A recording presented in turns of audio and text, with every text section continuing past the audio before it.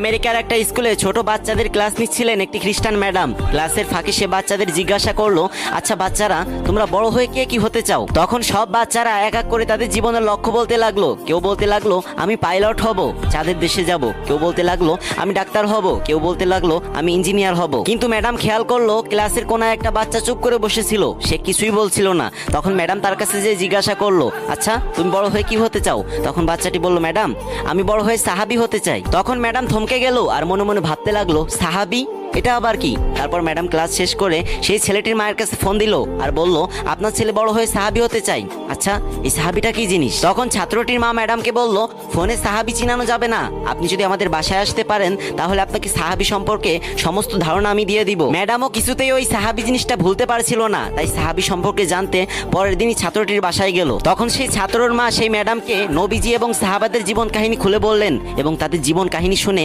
সেই খ্রিস্টান ম্যাডামটি ইসলাম ধর্ম গ্রহণ করলেন। কি কেউ সুবহানাল্লাহ বলবেন না?